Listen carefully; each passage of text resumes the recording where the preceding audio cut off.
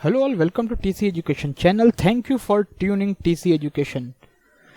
So student 15 अप्रैल हो गया है और अब मई के ट्रिपल सी की हम लोग तैयारी कर रहे हैं और साथ ही ओ लेवल जुलाई 2023 की तैयारी कर रहे हैं। तो आज हम लोग डिस्कस करेंगे 20 important question for the triple C exam and the O level exam. तो बिना समय वेस्ट करे चलिए जल्दी से स्टार्ट करते हैं आज के हमारे सेशन को। सो हमारा पहला क्वेश्चन है, the Libre office writer application opens a blank document with the name. जब हम लोग लिब्रे ऑफिस राइटर का कोई ब्लैंक डॉक्यूमेंट बनाते हैं तो बाय डिफॉल्ट उसका नाम क्या होता है? सो उसका सही आंसर होगा अनटाइटल 1। क्या आंसर होगा? अनटाइटल 1। याद रखिएगा, लिब्रे ऑफिस के राइटर में जब भी हम नई फाइल क्रिएट करते हैं और उसको सेव नहीं करते हैं तब तक उस फाइल का नाम क्या होता है? अनटाइटल 1।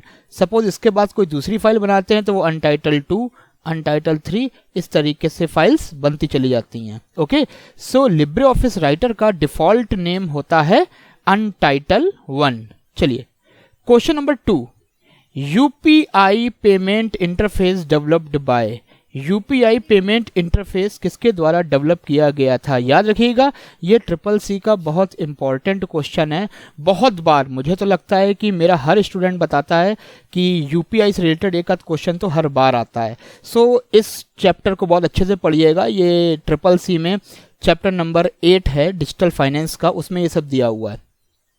UPI unified payment interface. Okay, UPI जिसके मोबाइल के थ्रू जो पेमेंट करी जाती है वो यूपीआई के थ्रू होती है।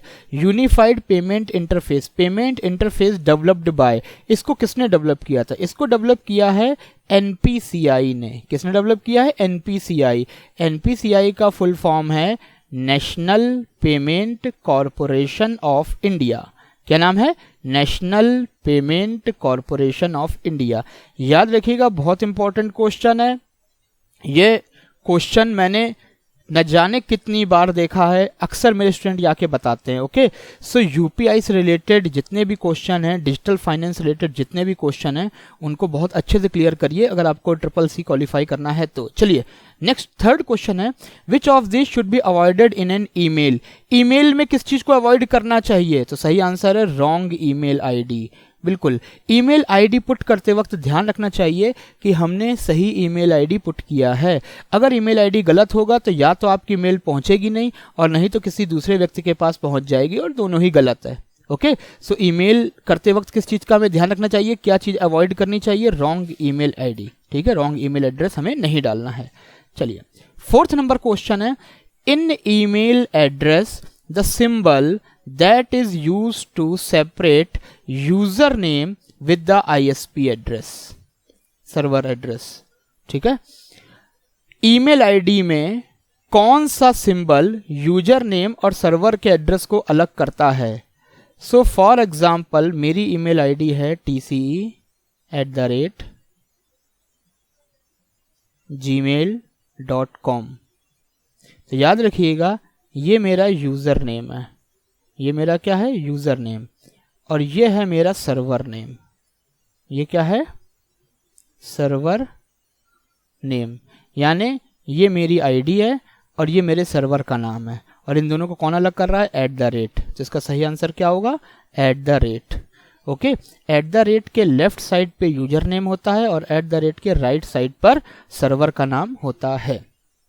चलिए question number 5, Which of the following protocol is used by internet email? Internet में ईमेल के लिए कौन सा प्रोटोकॉल यूज होता है?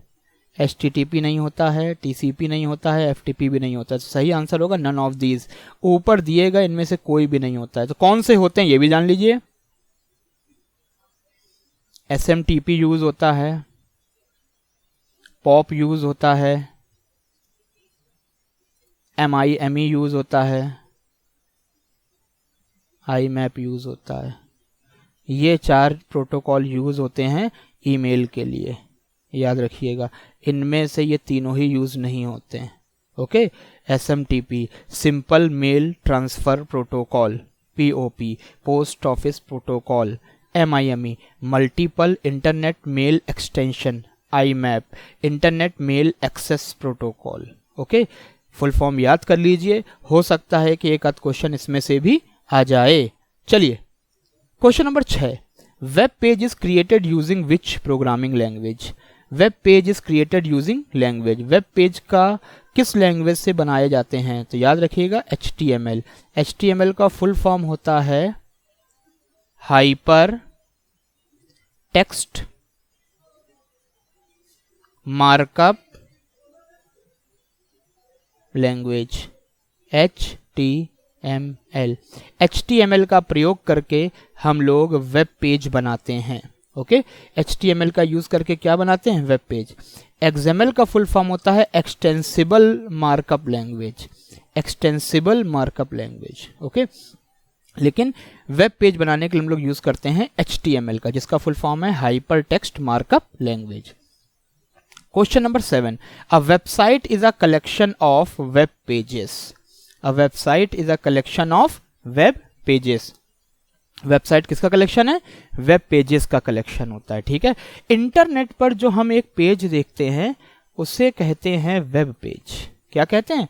इंटरनेट पे जो भी पेजेस देखे जाते हैं उनको क्या कहते हैं? Web page. याद रखिएगा, किसी भी वेबसाइट के जो पेजेस होते हैं इनको कहते हैं वेब पेज। और ऐसे कई सारे पेजेस को जब हम कनेक्ट करते हैं, कलेक्ट कर देते हैं, इकट्ठा कर देते हैं, हाइपरलिंक से जोड़ देते हैं, तो वो कहलाता है website. So a website is a collection of web pages. Okay, और बाकी चीजें क्या है? सर्वर। सर्वर तो वो कंप्यूटर होता है जहां पर वेबसाइट को होस्ट किया जाता है, जहां पर वेबसाइट को स्टोर किया जाता है इंटरनेट पर, वो सर्वर कहलाता है। और वेब ब्राउजर क्या है? वेब ब्राउजर एक एप्लीकेशन सॉफ्टवेयर है। वेब ब्राउजर एक एप्लीकेशन सॉफ्टवेयर है टू एक्सेस इंटरनेट, इंटरनेट को एक्सेस करने के लिए। ओके, बात समझ में आई? इसके बाद www का फुल फॉर्म बहुत पूछा जाता है, वर्ल्ड वाइड वेब। क्या है? World wide web.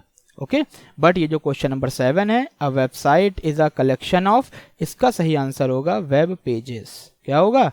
Web pages. चलिए अगले क्वेश्चन पे पढ़ते हैं।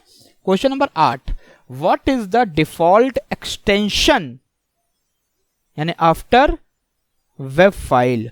किसी भी वेब फाइल के नाम के बाद उसका एक्सटेंशन क्या होता है? याद रखिएगा .html या htm। ओके, कोई भी वेब पेज है, मान लीजिए आपने कोई वेबसाइट बनाई जिसका एक पेज है TCE, उसके बाद एक्सटेंशन डॉट के बाद लगा होगा HTML। क्या लगा होगा? HTML। तो किसी भी वेब फाइल का डिफॉल्ट एक्सटेंशन क्या होता है? HTML या फिर HTM। ये दोनों ही सही हैं। ओके, क्वेश्चन नंबर 9 की तरफ बढ़ते हैं। Which of the following command in DOS use to print list of file and directories. DOS में, DOS को पहले तो फुल फॉर्म समझ लेते हैं, डिस्क ऑपरेटिंग सिस्टम। ये क्वेश्चन भी कई बार पूछा जाता है। DOS का फुल फॉर्म क्या है? Disk operating system. So disk operating system जो होता है, DOS जो होता है, उसमें कौन सा कमांड ऐसा है जिससे कि फाइल और डायरेक्टरी, डायरेक्टरी माने फोल्डर, डायरेक्टरी माने क्या होता है? फोल्डर। याद रखिएगा, डायरेक्टरी को ही फोल्डर कहा जाता है, फोल्डर को ही डायरेक्टरी कहा जाता है। ठीक है, तो DOS का कौन सा ऐसा कमांड है जिससे हम फाइल और फोल्डर की लिस्ट प्रिंट करते हैं? तो उसका सही जवाब है dir। क्या है? dir। dir कमांड के माध्यम से हम किसी भी फोल्डर के अंदर जो भी फाइल और डायरेक्टरी हैं उनकी लिस्ट प्रिंट करवा सकते हैं। इसके अलावा कुछ और भी आंसर यहाँ पर जो है ऑप्शन है उनका मतलब क्या है? ver। ver तो वर्जन प्रिंट कराने के लिए यूज होता है। cd का मतलब होता है चेंज डायरेक्टरी, किसी फोल्डर के अंदर जाने के लिए, किसी फोल्डर को ओपन करने के लिए cd का यूज किया जाता है। लिस्ट कोई कमांड वमांड नहीं है, सिर्फ कंफ्यूज करने के लिए दिया गया है। सो इसका सही आंसर होगा dir। क्या होगा? dir। चलिए क्वेश्चन नंबर 10 पे बढ़ते हैं। What is M commerce. M commerce का फुल फॉर्म होता है मोबाइल कॉमर्स। क्या होता है? जैसे ई कॉमर्स होता है ना, इलेक्ट्रॉनिक कॉमर्स, वैसे एम कॉमर्स का फुल फॉर्म है mobile commerce. Question number 11, which of the following terms as a browser. इनमें से किसे एक ब्राउजर कहा जा सकता है? तो सही आंसर है नेटस्केप नेविगेटर। इसका फुल फॉर्म है नेटस्केप नेविगेटर, यहाँ पे आधा लिखा हुआ है नेटस्केप नेविगेटर। नेटस्केप नेविगेटर एक ब्राउजर है, ओके। बाकी www लॉन्चर ईमेल ये ब्राउजर नहीं है। तो सही जवाब इसका Netscape navigator. Question number 12, which of the following operating system does not implement multitasking? So friends, multitasking का मतलब क्या है? जब कोई ऑपरेटिंग सिस्टम एक बार में साइमल्टेनियस एक से ज्यादा टास्क को एग्जीक्यूट करता है तो वो कहलाता है मल्टीटास्किंग। क्वेश्चन कह रहा है विच of the following operating system does not implement, इनमें से कौन सा ऑपरेटिंग सिस्टम मल्टीटास्किंग नहीं करता है? याद रखिएगा, विंडोज 98 करता है, एक्सपी भी करता है, एनटी भी करता है। तो सही आंसर क्या होगा? MS DOS is the correct answer, okay. MS DOS multitasking नहीं करता है, हमेशा याद रखना। MS DOS सिंगल टास्किंग करता है। MS DOS में एक बार में आप एक ही कार्य कर सकते हैं, जब वो कार्य पूरा हो जाएगा तब दूसरा कार्य होगा, दूसरा पूरा होगा तो तीसरा होगा, एक साथ तीनों काम नहीं होंगे, ओके। तो सही आंसर है MS DOS। MS DOS का फुल फॉर्म क्या होता है? Microsoft DOS। क्या होगा? Microsoft DOS।